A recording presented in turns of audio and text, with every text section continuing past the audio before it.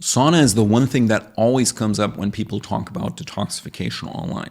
Many swear by it, saying it will help you clear brain fog, improve skin, flush out toxins, and even support immune function. And honestly, I'm one of those people. A few years ago, when I was still struggling with chronic fatigue, I was already doing the usual. Clean diet, good supplements, more sleep, less stress. But I still felt like I was missing something. My body felt a little stuck, like it wanted to heal, but there was still something to be optimized. That's when I stumbled onto saunas as a potential tool for recovery. At first, I was skeptical, but after reading the science on it and then trying it myself, it quickly became one of my favorite health tools. So let's use this video to talk about why it works, what kind of sauna I recommend, and to also give you some simple step-by-step protocols to safely use it for detox. I will also talk about possible side effects that you might run into and how dry brushing fits into all of this to make your routine even more effective.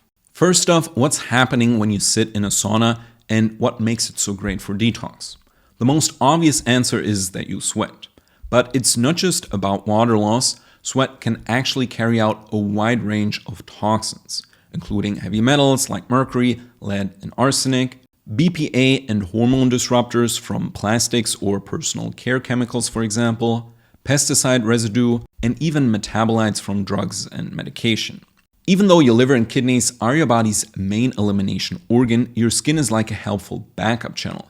Think of it as an emergency exit, so it's especially useful when your other elimination systems are sluggish or overwhelmed. But saunas do more than just make you sweat. They will also boost circulation, which helps deliver oxygen and nutrients where they're needed, support lymph flow, which is how your body clears cellular waste, trigger the parasympathetic nervous system, so they will shift your body into healing mode and out of fight or flight, and sauna even acts like a mild fever, which helps you stimulate immune function and kill off low-grade infections. It's basically a full-body tune-up every time you use it. Now, what type of sauna is best? There are a few main types, and they will have different pros and cons. First, you obviously have traditional saunas. They will heat the air to high temperatures, which is great for a deep sweat, but not everyone can tolerate the heat. Then there are far infrared saunas. These use light to heat your body directly with lower air temperatures. They are better for sensitive people, but some are concerned with the EMF that they emit. And lastly, you have near-infrared saunas. These are my favorite. They use heat lamps that give off both red and near-infrared light, which not only warms you, but also supports your mitochondria through a process called photobiomodulation. Photobiomodulation means light helps your cells produce more energy, heal faster, and lower inflammation. So with a near-infrared sauna, you're getting heat therapy and light therapy in one session. I talk about this in more detail in my video on red light therapy if you want to dive deeper into its benefits.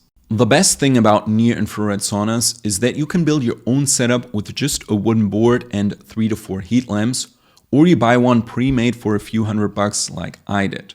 No need to spend thousands on a huge sauna setup. I also have a video on that, since most people spend way too much money on their saunas in my opinion. Great. On to my favorite step-by-step sauna protocol.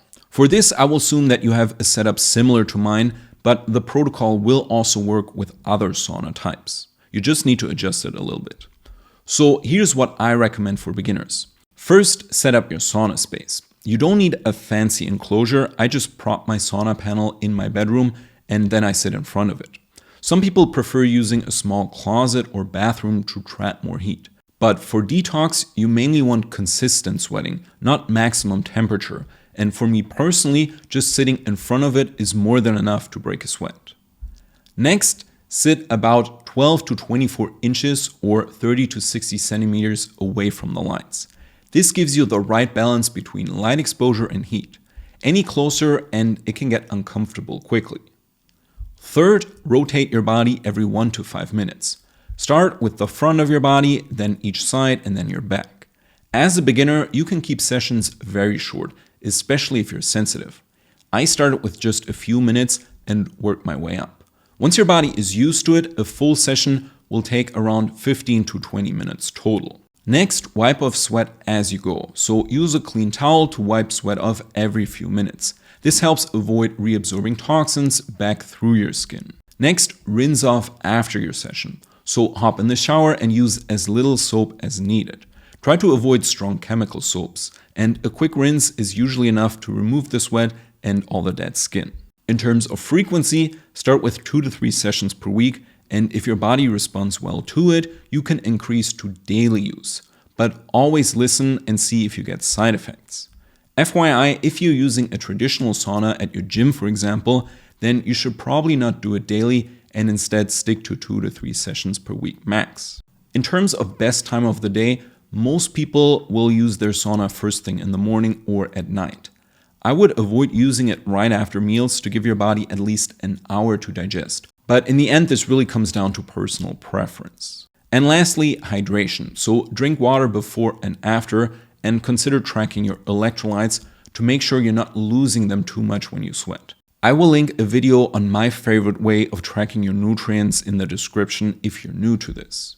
Okay, now let's talk about detox reactions, side effects, and what to expect.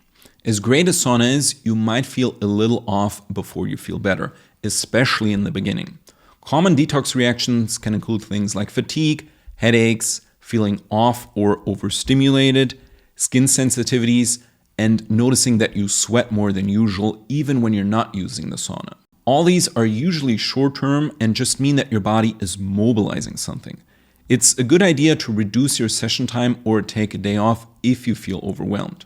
Also make sure that you're pooping daily, because if your bowels aren't moving, then the toxins that get mobilized can get reabsorbed. If you're especially sensitive, then start with a single red lamp for just a few minutes per day, and then slowly work your way up. I often did this myself during the early days of my healing journey, and it definitely made a big difference. Before I end this video, let me give you one simple but very powerful way to boost the benefits of sauna even more: dry brushing. Dry brushing helps you move lymph fluid, which is part of your body's waste removal system. Unlike your blood, your lymph has no pump. It basically relies on movement to flow, and that's where brushing helps. Here's how to do it. You want to get a natural brush without copper bristles, which will run you around $15 to $30 online. Then brush your skin before your sauna session and start from your feet and then work your way towards your lymph nodes, so especially the armpits, groin, and neck. Use medium pressure, so enough to feel it, but not so hard that it irritates your skin, and then just use your sauna and shower afterwards to wash everything off. Doing this a few times a week definitely helps clear up sluggish lymph, it will support your circulation, and it gives your detox protocol a solid boost.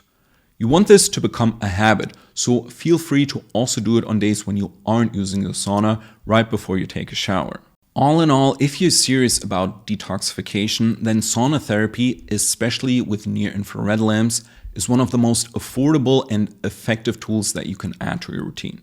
You definitely don't need a fancy spa or some $5,000 infrared capsule. A few heat lamps and 20 minutes of your time is enough to start shifting your body in the right direction. Again, don't forget to check the description, where I will link all the related resources along with my detox program that goes into even more detail on how to improve toxin elimination naturally so your body doesn't get overwhelmed by all the modern toxins that are around us 24/7.